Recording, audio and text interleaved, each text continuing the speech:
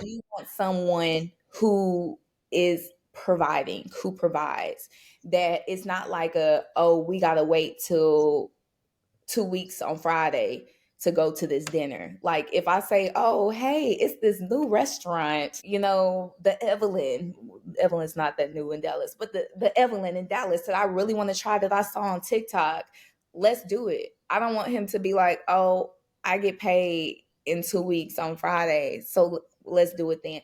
Like that's not what I want. Like I want, let's go out and do things. Let's enjoy life, experience life. So I want them to be very financially stable in that aspect of just being able to do things, being able to support us, what we have going on, to be able to date. I feel like a lot of men try to date and they may not be in the financial realm to date.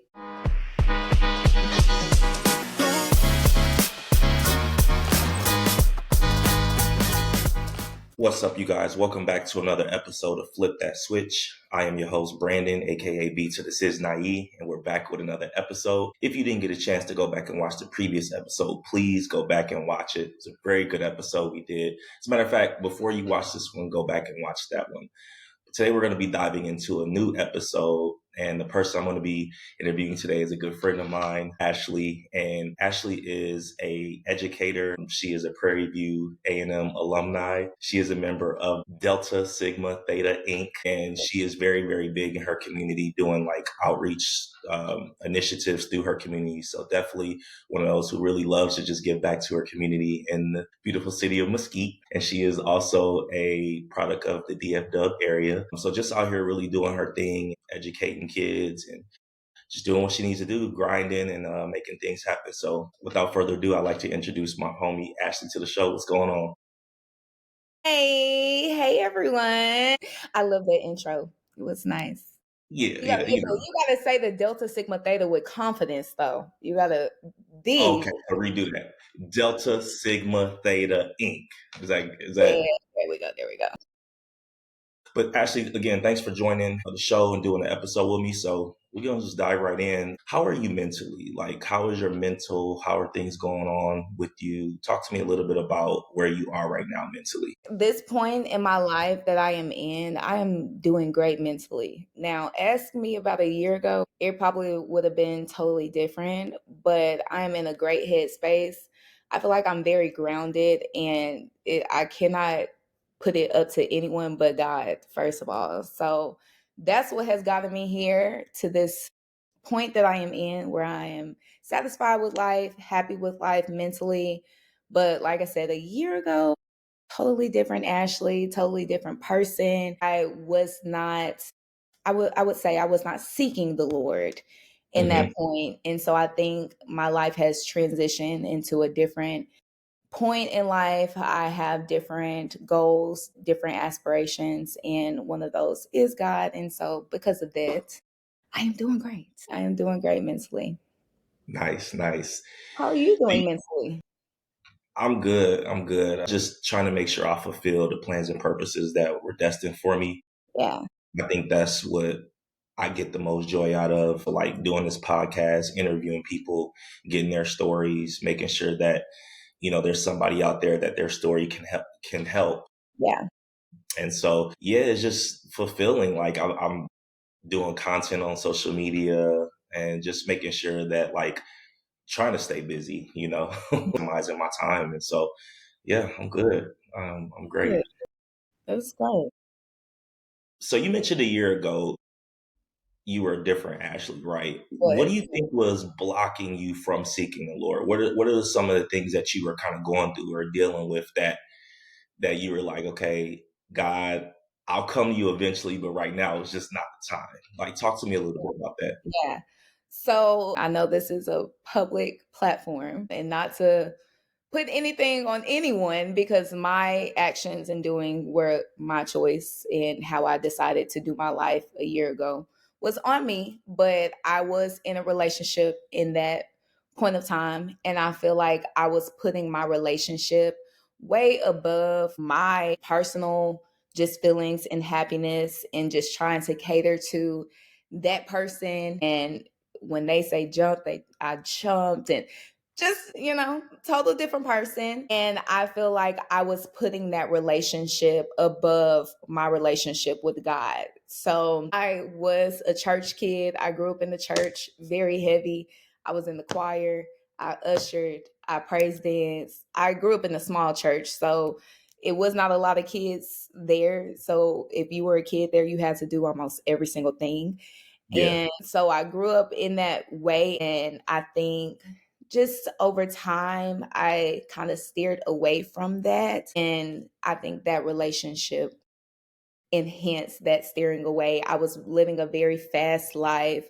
I was out all the time with that person. We were partying at clubs, drinking, and someone that would see that on social media probably would think that that is the life, the fun life. You Hmm. see me and you're like, okay, she's living a great life.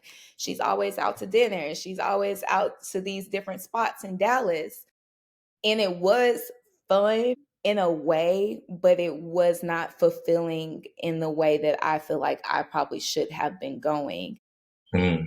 So that's why I said my mental was not there. Like initially, it was fun. And initially, I was having a great time. I thought I was young. I thought I was turned. And I thought that that was just the thing to do. And then it began to drain me because deep down, it was not fulfilling. Deep down, it was just the glitz and the glamour and going out and partying and spending money and eating and drinking and not fulfilling myself mentally or fulfilling my soul, my spirit, and all the things that I have learned growing up.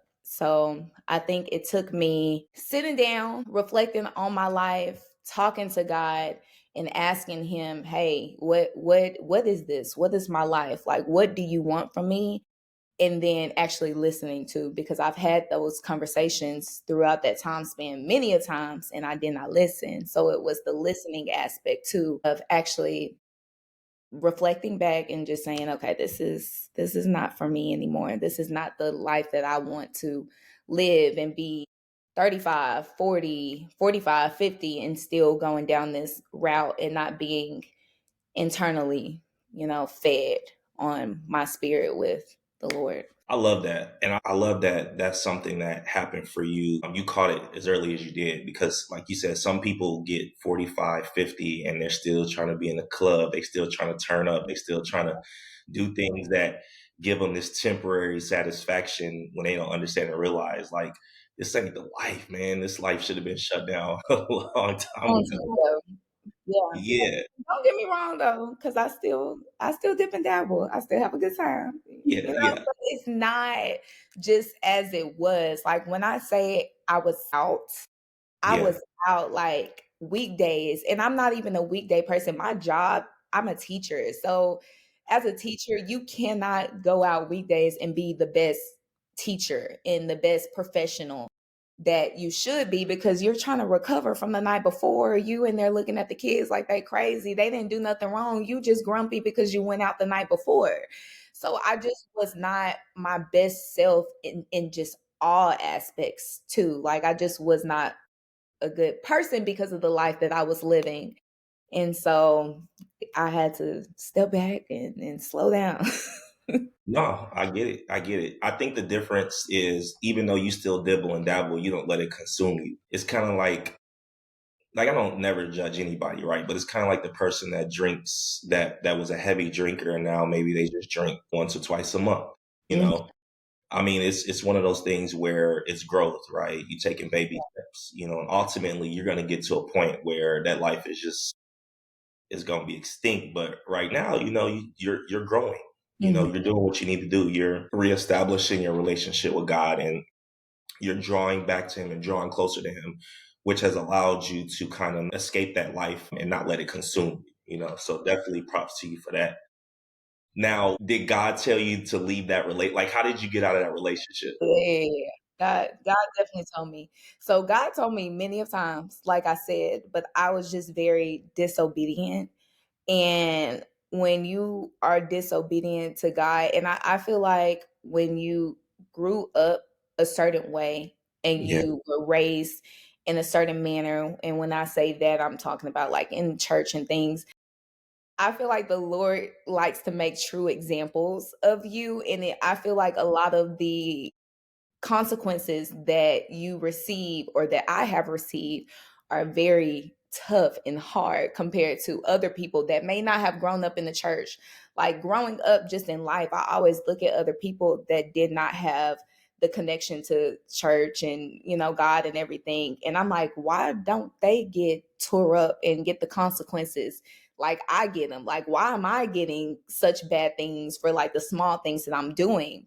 But I feel like when you know better, God knows that you know better and he, handles you in a certain type of manner because it's like, you should never did that. And so in that situation, I was constantly like getting signs, getting feelings, getting, just different ways that God had shown me where it's like, this is not for you. This is not it. And I prayed the famous prayer of, if someone is in my life, please remove them, show it to me, let me know. I prayed that prayer so many times, got the signs, still continue. And it was just like a repeated cycle of just something being shown and I just ignored it and just wanted things to be done my way and not listening to what was being said to me. And so finally one day, like I literally, so the night before I prayed the same prayer.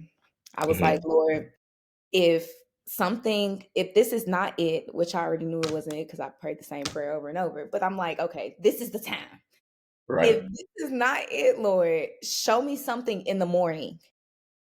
Give me, just make something just weird enough in this, relationship in the morning to where we go to sleep and I wake up and it's something just weird. Open our eyes, woke up, boom, something was weird. And so we were in the car and I was simply just like, I can't do this anymore. Like, I Wow. can't do this anymore. And that was it. Like, and that was the end to the relationship. And that was like my journey of really taking God like back serious again and really, being intentional with how I live my life, the things that I consume, the people that I'm around, like just very intentional because just in that moment for him to show up. And like I say, he had shown up many a times. I just was not truly listening. But in that moment, for me to be ready to listen, and I'm like, hey, this is the time. If this is not it, show me in the morning. Boom, was showed in the morning. And it was something that was very minor. Like when I say show me, it wasn't like anything that was like crazy, but it was just like a conflict that was just like, okay, this is you. Like this is you talking to me. I have to listen. I'm done. I can't do this Yeah. anymore. So that was it. Never looked back. And this was in February. Wow. You know what's funny? We be asking God for like confirmation on stuff, and a lot of time, well, sometimes it ain't even gonna be like this big extravagant confirmation. It'll Mhm. just be like, because we are Christians, we have the Holy Spirit in us. It'll just be the Holy Spirit knocking us upside our head and saying, "Hey, look, this is your confirmation. You don't need God to come out with fireworks and a plane with a sign or nothing like that. Like, this is it. I'm telling you, this is not it. So take the advice, take heed to it. You just gotta listen. Yeah, Yes, you you just gotta gotta listen. listen. Yeah, Mhm. yeah. So when And you I told was him it not. was over, did he put up a fight? You said what? When you told him it was over, did he put up a fight? No, he did not. That's the crazy thing. So I told him that it was over, which we have had like a lot of back and forth of over. It was well enough done Yeah. for it. It should have been done. We was, and I hate to be honest, I ain't telling my business. We was in couples therapy. Why is you in Okay. couples therapy and you're not married? Like that's, uh, but you're not leading to marriage either. Like that's just the change of mindset that I'm in nowadays, and I just feel like I was just in a very jaded mindset in that situation where I was just doing things that it to me right now it just simply does not make sense. Like if no, we should never even been doing couples therapy. Like that just seems very But anyways, so it was just a lot of things. And so no, in that moment, no. The next day we talked, apologized, all of that. But I was kind of done. And then like a week later, we kind of chatted, but it was never just like a like it was done, done, dada, Yeah. I completely done. will tell you this. I think I think couples therapy is good if it's a situation where you're intentional about the person and you think that it's going to go somewhere. You really like the person and you want to see. You just want to get to. I mean, therapy could be a good way to just really get to know the individual more than just your normal day to day conversation, right? I Mhm. feel like in therapy, people kind of just give a little bit more of themselves. So it can be a good thing, but yeah, you don't need to waste it on somebody that's just like, it ain't gonna work out. At the end of the day, you're not gonna be with this person. I mean, it's just a waste of time. But if you're intentional about the individual, I think it could be a good thing. And that's what it was. And that was the aspect that it was in. And it was kind of like the couples therapy was brought on because it was a situation and I was trying to be like done. Like I was trying to like, hey, I don't want to do this no more. I'm good. Well, previously in the relationship, I brought up couples therapy, like, hey, you should do therapy. We should do therapy. Like let's try to, and so it was kind of used, I feel, hindsight is 2020, looking back, that it was probably used maybe more in a manipulative tactic of, okay, she is trying to be done with me.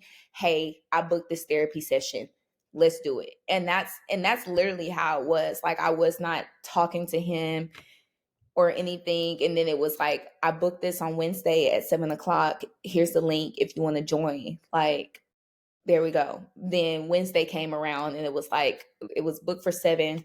I think it was like 5. And it was like, okay, are you going to come? Are you going to join? Like, it was just kind of used to, I feel, to still have access and Totally. control over me in the relationship that we had. Hmm. I don't think that, not I don't think, I know it was not an intentional couples therapy type of situation.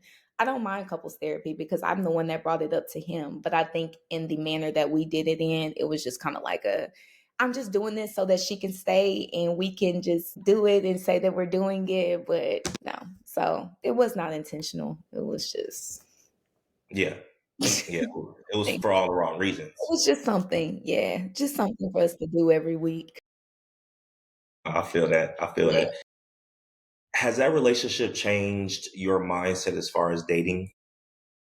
definitely. So I feel like I am way more strict on boundaries.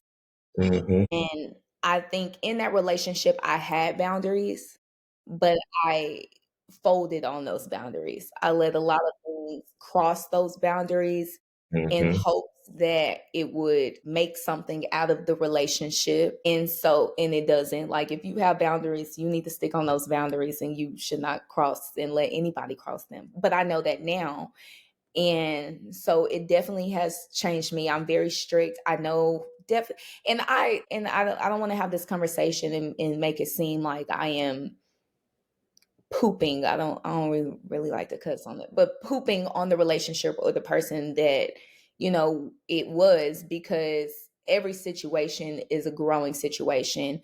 Hmm. And I have grown so much. I know a lot of things. I know how I want to move in life, the things that I want in life. So this is not that type of conversation at all.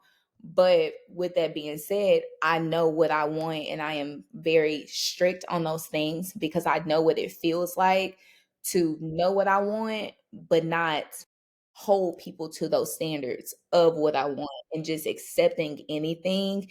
And then I end up, how I was a year ago. Like I said, my mental health was not good. I was a total different person and, not living a great life. So I would rather be very strict on certain boundaries that I have, things that I want, and maybe, not attract certain people and be, people say, lonely or single because Hmm. of those. But I would rather that than have the wrong company around me and in my presence and making me change and be a whole different person than what I am. So It definitely has changed me. Like I said, way more strict, way more observant Mm, to red flags and just little things that may be a trickle effect of bigger things later down the line. I think it has changed me too on standards as well, though. Like I said, it was a fun life. So financially, it was great. Like we lived a great life financially. So, of course, that has changed my life in that aspect too. That financially, yeah, I do want those glitz and glamours and things and all of the things that we had going on, but it's still some backdoor things that I am very strict on too that I don't want. I understand. So when you say it's some things that you want as far so dating, talk to me a little bit about that because now I feel like you're saying that because you got a piece of that lifestyle, when you're Mhm. dating, a man needs to come with what? Yeah, What does he got to bring to the table? the table talk. Yeah. So I want a financially secure man, and I know it's hard to get that in men that are our age too. Like the saying is, if you want that at my age, you got to date up. You have to date like 35, 40 years old. However, my ex was I think like 2 years older than me. So he was, still young. Um, but when I say that, I don't want it does not have to be to the extreme that was. But I Okay. do want someone who is providing, who provides. That it's not like oh, we gotta wait till 2 weeks on Friday to go to this dinner. Like if I say, oh, hey, it's this new restaurant, the Evelyn's not that new in Dallas, but the Evelyn in Dallas that I really want to try that I saw on TikTok. Let's do it. I don't want him to be like, oh, I get paid in 2 weeks on Friday. So let's do it then. Like, that's not what I want. Like, I want, let's go out and do things. Let's enjoy life, experience life. So I want them to be very financially stable in that aspect of just being able to do things, being able to support us, what we have going on, to be able to date. I feel like a lot of men try to date and they may not be in the financial realm to date.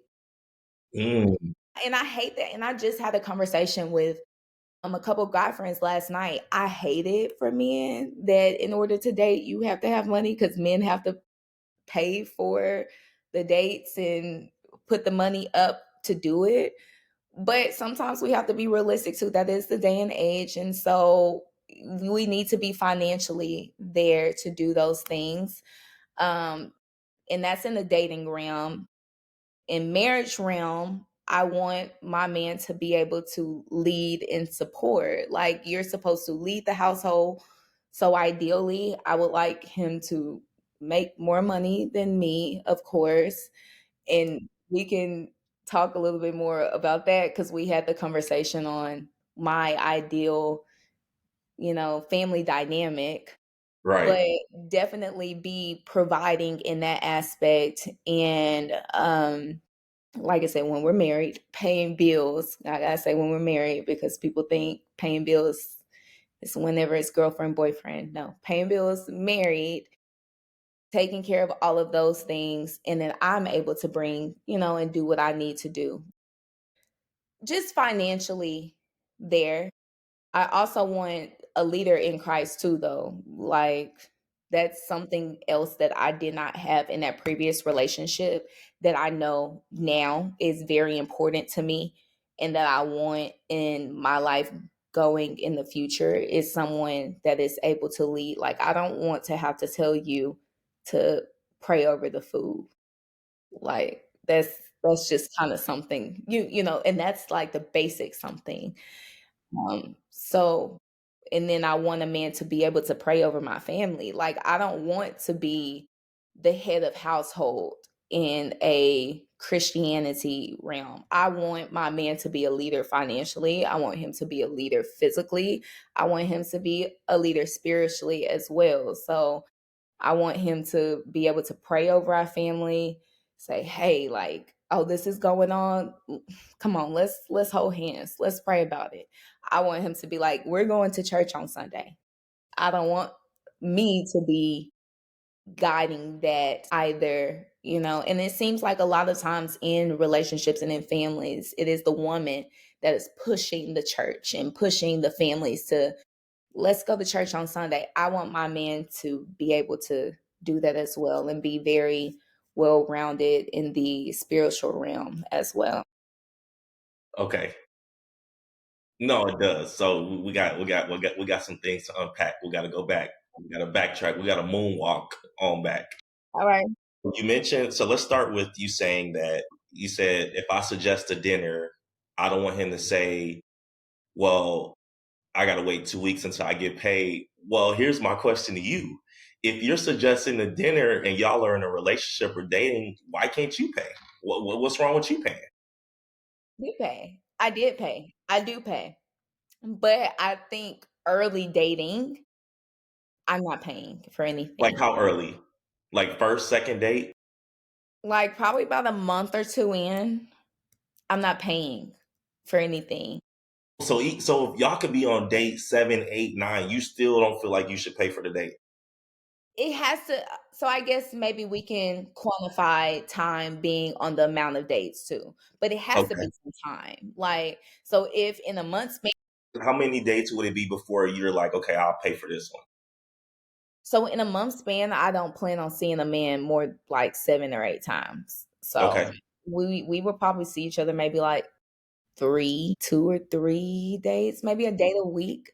Hmm. So that's kind of a decent amount. Maybe about the fourth or fifth date, I may be like, all right, I got the drinks. That's kind of easing my way into like doing it. Like I'm not paying no full tab just up front, but I'm easing it to be like, okay, I got it too. Like, but no, off rip, we have to be hanging out a little bit of time for me to be like, okay, I do like you. Like I'm Ah, got you. definitely hanging out with you a while. I do like you. Now I'm gonna start picking up things.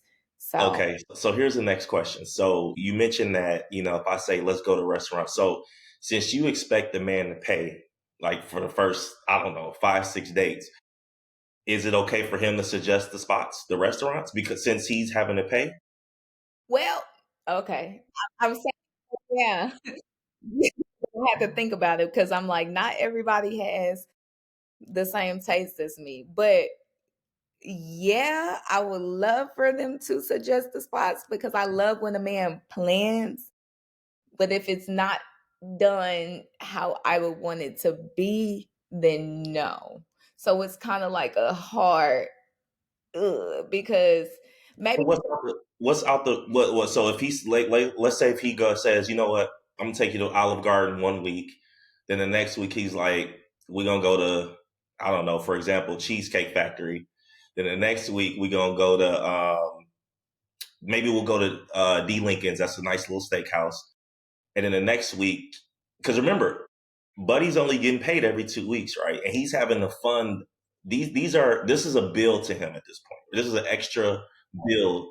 And what's funny is women are like, well, I don't know if it's gonna work out. Well, it's the same mentality for men too. I don't know if this is gonna work out. And so he might be trying to fill you out to see just what type of woman you are. And so it may be Olive Garden, it may be Cheesecake Factory, it may be Cheddar's, and then one steakhouse in there. Would you be okay with that?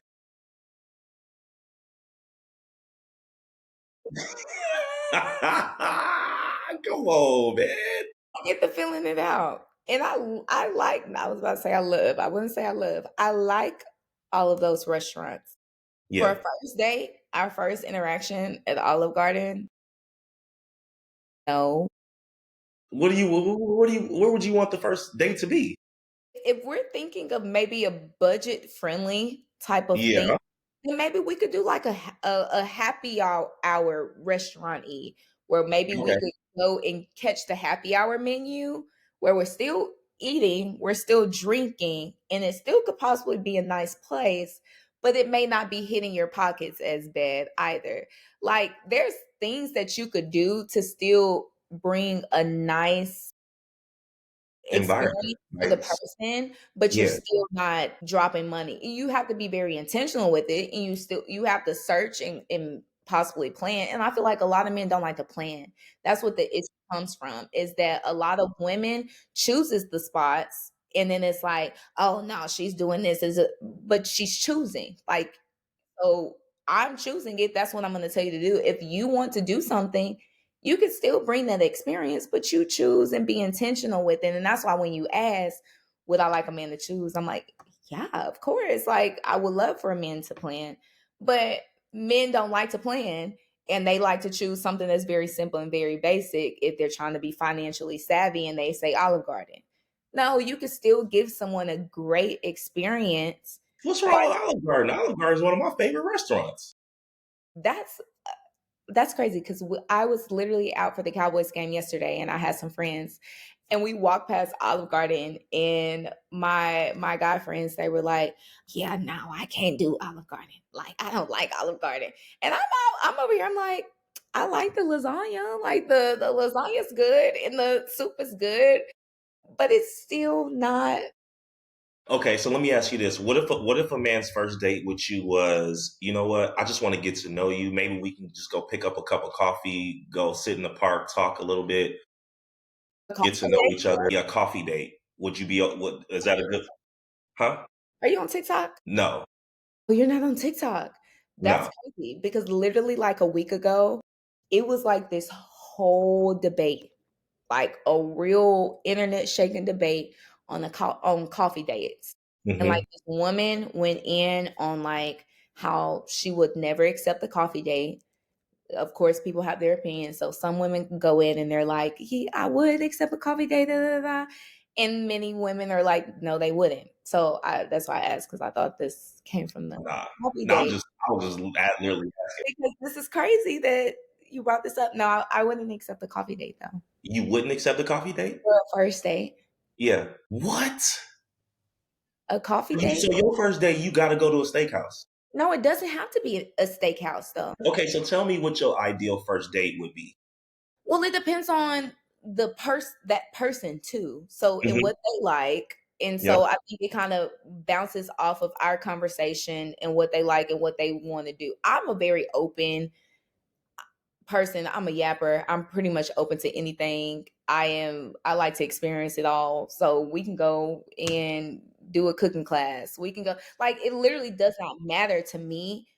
So if they want to do a restaurant date, they can do it. Restaurant dates are the easy way out. So that's why it's pretty popular, because men don't like to plan. They don't want to look into anything.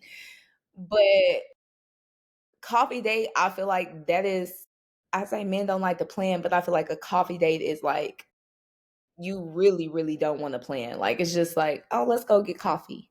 Yeah. No, like, I'm not doing a coffee date. I've never gone to a, oh, okay, I think we did one time. I was gonna say, even in my previous relationships, I've never even gone and got coffee with them. So it's like, why would I go do that for a date? A Right, right. date where we're supposed to be like, hey, something cute, nice. But, and I think that everybody accepts different things. And that goes back to standards and boundaries that I was talking about earlier, where everybody wants different things. Certain women will probably accept a coffee date. Not probably, they will. Certain women will accept a coffee date. I know a lot of women that will. I know some friends that probably will. Me personally, I won't, but that's what I said going back on, it'll make me be lonely or single, because there are boundaries that I set and things that I want to accept and that I don't want to accept. And who comes around and wants to do it, they'll do it. Who don't. You just simply don't want to do it, and I'm okay with that, because you'll find somebody that will do it for you. And eventually I'll find somebody that will do it for me, that will be like no to a coffee date. So in that manner, no. Mm-mm. All right, okay. Earlier you talked about in a marriage situation what would you like for your ideal man to bring to the table as far as like leading and providing and just things of that nature. What do you bring to the table? What? Yeah, see, you didn't think I was going to hit you with that question. What do you It's funny because you're asking if we, I already told you, and then you're triggering. what do Well, I'm you not bring? even ask that, and then you asking it. I don't like being asked what I bring to a table by a man. Mm, I feel so. I have two aspects of it. Okay, one, as a man, I feel like you should already have your table. Like I should just be at the table and just be there, be cute, and just eat at your table. Like you don't go to a restaurant and you sit down at the restaurant and the service be like, okay, hi, I am Ashleigh. Nice to serve you. What do you bring to the table? Here's our menu, but what do you bring? You don't go to a restaurant and do that. Like they already have the table there. They have the menu. They fill you up with your water. They give you so yeah, I feel like in that manner you should already have the table. But in a way too, I do feel that women bring different things to the table too. If I want to be kind and answer that question to a man, most of the time I don't like to answer that question, but so when I they ask you, what do you say? You just say you don't like that question? don't answer that question. You And I don't. feel like when a man asks me that question, it tells me that I don't want to deal with that man. Because I feel like as a man, you're asking me that, you're looking for something and you're not thinking about, like, you're not thinking in your masculinity. Like, I already got the table. Hey, I want you. Like, come on, add to me, like, bring it over here. I already have the table. I'm not worried about what you bring to the table. It's just like your asset. I just want you. Like, I think men who ask, what do you bring to the table, think in a feminine way, in my manner. I mean, in my thoughts of like looking for, like, you're looking for something as a man. Which, and that's why I said I was about to go into women do bring things to the table. So I guess, and I can elaborate on what they bring to the table, but if a man asks me what I bring to the table, it's going to throw me off. I don't like that. Would it be okay? So let me position the question different. What makes you an asset? Okay, there we go. If a man asks me that, I may entertain the question. But if a man asks me what I brought to the table, I'm not entertaining that because it's just like, no. Okay. So what makes you an asset then? So I feel like a great woman is an asset. Well, and not all women are this way. So not every woman has these skills and bring this to the table. But relationship dating I'm honestly not trying to be a true asset to you. Like I'm not gonna, like, we're dating, yeah, but I'm not going to give you wifey privileges, go out my way and just be a wife, and you get to truly see what I bring to the table to you before you even marry me. So you're going to get very, I hate to say, not surface level, but you're going to get kind of not the bare minimum either, but you're just going to get a dating version of me. Mm, Because going back on the relationship that I was in, I gave that. I poured, I did a lot. That person had a kid. I was playing stepmama. So they got the assets without me being a wife. So I know now in the dating stage, you're going to get, I guess I would say, maybe surface level. Now, if we are married, the assets that I would bring to it is, one, I would be an emotional person, emotional partner for you, because I feel like men feel like they cannot talk to women. They feel like they have to deal with things by themselves. They bottle things up. And especially how I would want my man to be as a provider and, work, take on these things, do all that. It may be hard. And so I would want to be that person that is like, okay, let me know, like, what can I do? How can I help you? What's going on? So I would definitely be that emotional partner.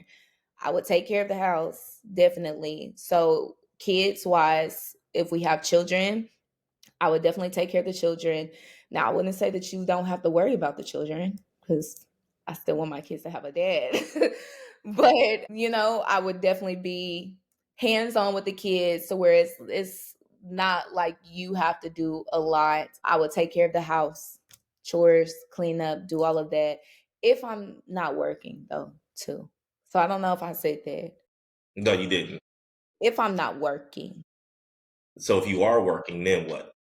If I am working, then we're going to have a conversation about that because About you working or about duties? about just the roles and the things that are being done. Okay. Because I feel if I am working a 8-hour shift and you're working an 8-hour shift, then why am I only the only person that's washing the dishes, taking care of the kids, bathing them, putting them to bed, doing the laundry, all of that after I get off of work?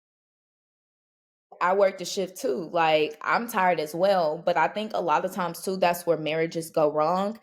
And everybody's marriage is different. And so what works for them works for them. So that's perfectly fine. But a lot of marriages will be a man works, a woman works, and then the man expects the woman to bring to the table what most people expect a woman to bring is to be the nurturer, to be the household person, to take care of the man emotionally, to take care of the man physically, to do all of these things, but at the same time they're working too. That's not right. Like, you got to choose one or the other. Like, if they want to be good in the household, which is doing all of those things that I said and be truly there, then they probably need to not be working or maybe working a part-time job or something so that they are able to actually do that job over there because that's literally a job. Yeah, So, sure. as I said, not working, I would, tend to the house, take care of the kids, do what my husband needs me to do physically as well. And honestly, because I that's why I said it would need to be maybe part-time if they're doing something. Because depending on how old the kids are not there at the house during the day. So of course they're gonna need something to do. So if they are working, it could possibly be part-time because thinking about me, I've had that conversation with a lot of friends where it's like I could not imagine just sitting at home every day and not doing anything. So Yeah, if I would be that person, it would have to be like a part-time job because what are you doing while yeah. everybody else is at work and the kids are at school? But Now, can you cook? it's not hard to cook. Oh, nah. Nah. See, that was not convincing at all. It's not hard to cook. No, okay, because we live. Well, hold up. Because here's the thing. If you're gonna be a stay at home, right? Because this You is what have you to want. cook. You have to Yeah, cook. I no, for get sure. it. So the question is, can you cook? Don't, and I don't want the oh well, it's not that hard. Nah. What are some of the meals you make? Whatever is on TikTok.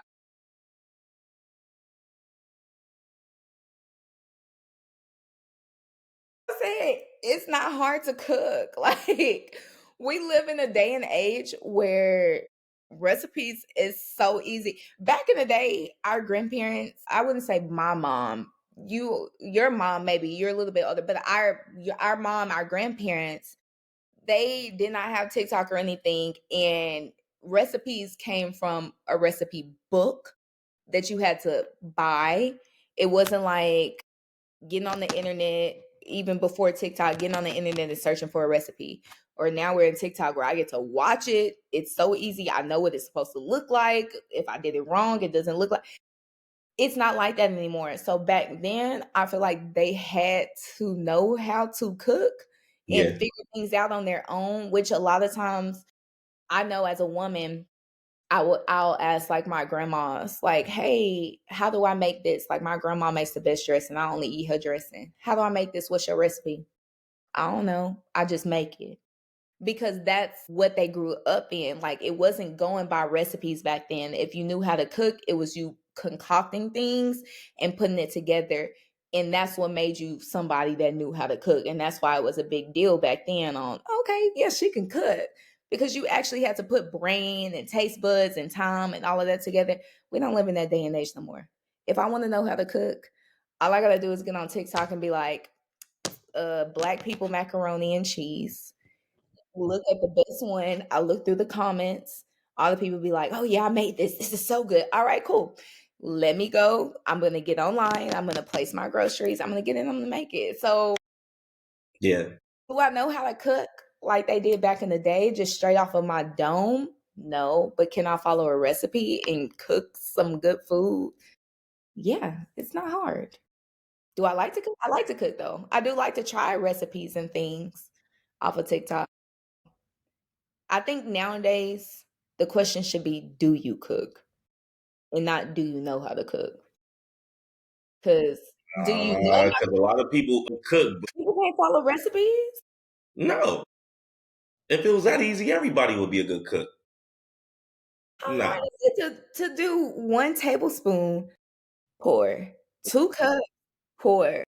because a lot of people who, a lot of like your good cookers, in my opinion, they don't tit for tat follow the recipe. They just kind of eye things because they know what it takes. They know what it looks like. They've gone through the first and second times trying to make something and they failed. And so as they continue to practice, now they can just eye it. They don't need to be looking at recipes. Me personally, I look at recipes like if I'm making something, then it's a rarity. If I'm making something, I'll follow the recipe to the T because I don't want to mess nothing up. But I feel Mhm. like the good cookers just can eye it. They don't Yeah, that's what necessarily. I'm saying. Like our old people, they eye it. That makes them a good cook. Yeah, but see, everybody can't do that though. We so that's what I'm saying is that the question should be not if you're a good cook, but if you just cook, because I'm pretty sure the food that you cook that's based off a recipe and you do it to a T, somebody tastes it, I'm sure it's good. Like I'm sure it tastes fine. So you just cook. The question should be now, do you cook? Because Well, but also some people's idea of cooking can be ramen noodles. Just saying, or I'm throwing a pizza in the oven. I cook. that's not who was I saying. know.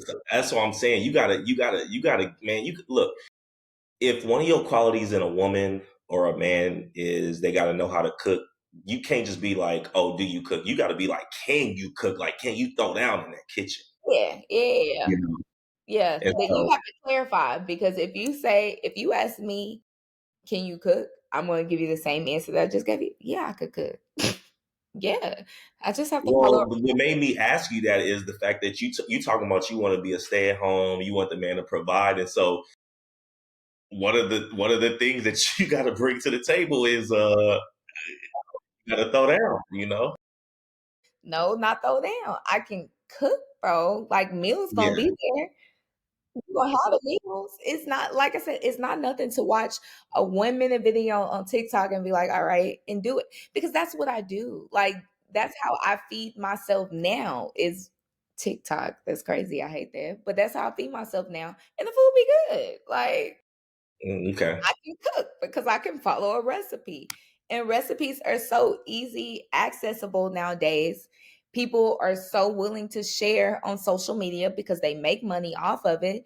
So the same people who we or you say can throw down because they eyeball and stuff, they start to figure out what the exact measurements are, and then they put it out there for us to do it. So I'm making the same meals that people are eyeballing. I'm just following their recipe and doing it. So it tastes the same. It tastes good. Got So you. yes, I can cook, and meals is gonna be had for my family. Got it. Got you. That's what I needed to know. So you mentioned you're an educator. What grade do you teach? Fourth grade this year. Yeah, Okay. Um, fourth grade. what made you get into that industry? What made you want to become an educator? So I have a family full of educators. So Okay. my mom's side, literally everyone on my mom's side is teachers or like in administration or something. So my both of my grandparents, her parents, they were teachers. And then her brother was a teacher, and then he's a principal now. My mom is literally the only person on that side that is not a teacher. She's in pharmaceutical sales. Okay. But everyone else, teachers right now currently are retired on that side of the family. And then my dad is a principal, so he was a teacher as well. So that was the kind of start of just kind of being in that family. And then my parents started over whenever I was I think 15 when they had my younger brother. So my parents were old. Well, no, I wouldn't say old because I think back then, whenever they had him, it was not normal to have a kid at 40 and Right. 45. Like my mom was 40 when she had my brother. My dad was 45.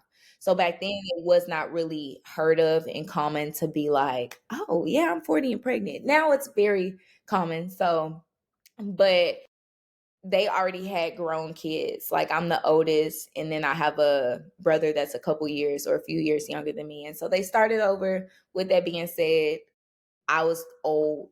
They were old. And so I just kind of picked up the slack of me being the only girl and helping out. And so then I went to school and I was, loving my brother, got a baby brother, helping raise him, all of that. And so I was like, oh, I think I want to deal with kids and be in education and teach. And so that's what I did. And that's how I got into it, just the educator family and just having a little brother. What subjects do you teach?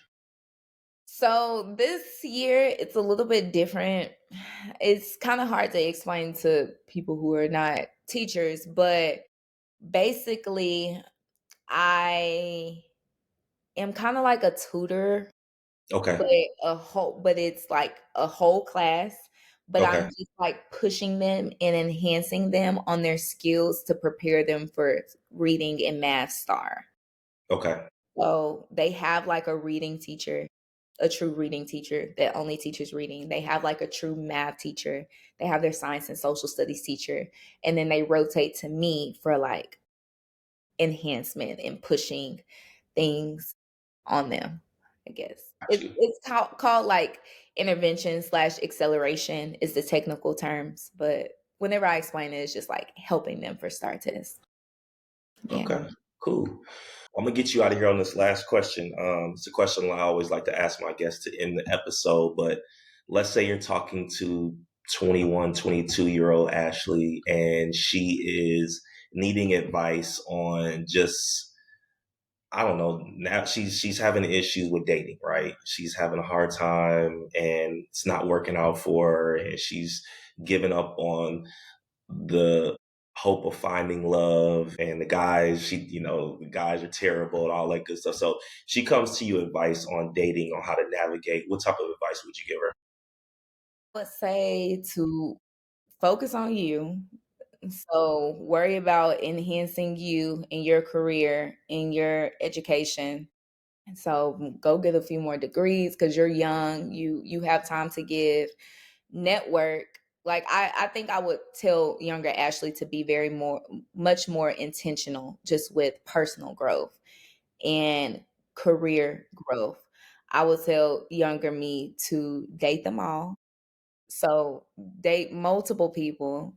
And when I say date, not, you know, Right, the other but stuff. date multiple people because I feel like that's whenever you feel like you're having bad experiences with people in relationships is because you're probably solely dealing and talking to one.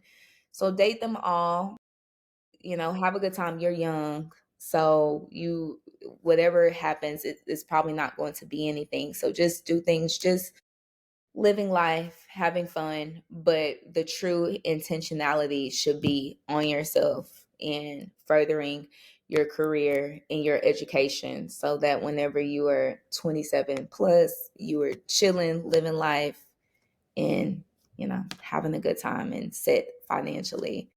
So that's what I think I would tell myself. Yeah, Get them all and not worry about them is really yeah, what I would say. Whenever I see younger girls 20 I have a couple of like 21, 22-year-old cousins. I tell them, don't leave these men alone.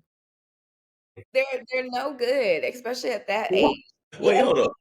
So wait, because you just you said date them all, but then you say leave them alone. yeah. Either it's if you're going to do it, then you need to date them all and not worry about. Like when I say date them all, it's like you don't care about them. You're just kind of just doing it just for fun. But if I really had to tell, but as a girl, of course, you're going to be worried about men.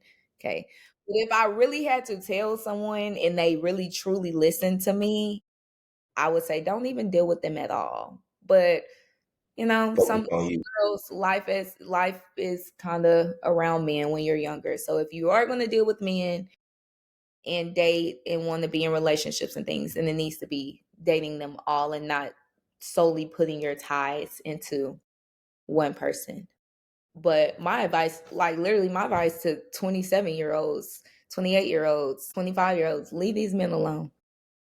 Leave them alone and worry about yourself first. And then, you know, I someone can will, dig like if they come while you're worried about yourself and focused on yourself and doing things for yourself and they come and they add value to you, then that's whenever you entertain it and be like talking about God. But I always say at this point in my life, the Lord is going to have to just like put somebody in my life and it just be working out and they just be, an asset to me. But yeah, don't worry about them. It's it's my advice. Don't worry about the men. They're gonna be there. Okay, I appreciate that. Well, this was good. Definitely appreciate you. That's you. What advice are you? What you tell yourself? As far as dating? I guess that's what you asked me. So yeah, we could say that. Dang, what would I tell myself? I would tell my younger self. So it really depends on what you're looking for, right? Like if you're out here just dating to have fun, I would tell my younger self, don't play around with people's hearts. Like let it be known up front, like I'm not looking for anything in particular. I'm just looking to date, to have fun, kick it, hang out, go to the movies, go do stuff, but I'm not looking for anything serious. You gotta establish those conversations up front, right? That Yeah. way the person's not blindsided in the end and like, well, we're on two different channels. I thought you were dating me with intentionality, and here it is. I'm going in 110%, and you only giving me some friend zone, surface level dating. You know what I mean? So I would that's what it depends on. If you're just looking to go out here and date just to have fun and kick it, and the other extracurricular activities, I would say don't play with people's heart. Let them know up front, and then they can make the decision on if they want to continue to. Thank you. I like that. But if you are dating with intentionality, date with intentionality, which means also don't play around with people's hearts. Like if you're out here dating, get to know the person, find out everything you can about that individual and make sure you're in a space where you're like healed from past relationships and you are in a position where you are ready to pursue someone. And if you are ready, then pursue them the right way, pursue them with intentionality, but don't play around with people. I think that's what causes a lot of issues is people playing around with people not serious about what they want to do in life, or who they want to do life with. And then it causes a lot of problems. So that's what I would tell my younger self. When you say healed, how should one go about healing? Like I how do men mean, heal? Like I know how women heal and what yeah, we do. yeah. What do men do to heal? That's a good question. I think therapy is an option. I don't think a lot of men like to go to therapy though. I think it's just one way. I don't think they believe in that. But the true healing is going to come from your relationship with God at the end of the day. But then also surrounding yourself around men who are seeking God and have that relationship and are operating the right way, doing things the right way. You can't try to heal yourself and then go be with someone who's a cheater or who's got 13 different women on their roster. Like that's not going to help you. You need to surround yourself around people who are going to be that positive influence that you need to help you heal. Also, your relationship with God has got to be there because he's really the only one who can heal you in that manner. And then therapy, like I said, it is an option if it's on the table, but I would just focus on my relationship with God and then my inner circle, who I'm surrounding myself around. I'm interviewing you. I know. I think you interviewing me on my podcast. I'm like, I'm over here asking you questions. Right. I'll let But, you have it for tonight. huh? I said I'll let you have it for tonight. I'm not going to Yeah. ask you a question. No, it's all good. It's all good. But definitely appreciate your perspective and you stopping by and just talking to us. Definitely hope this helps someone who is in a similar situation or has gone through a similar situation. So we definitely appreciate you coming on and sharing your journey. Of course, this was fun. I had a blast. Thank you for inviting me. Yeah, for sure, absolutely. And make sure you following us on IG where we post reels from the episodes. And if you can't watch us, you can listen to us wherever you get your podcast at Flip That Switch. So whether you're watching us or listening to us, just make sure you're tapping in. And if you'd like to be a guest on the Flip That Switch podcast, we'd love to get your story out there. Maybe it can resonate with someone or it can impact someone. So if that's you, hit me in the comments and we'd love to get you on the show. But Ashleigh, appreciate you again. Thank you so much. And we're going to see y'all for the next episode. And we out. Peace.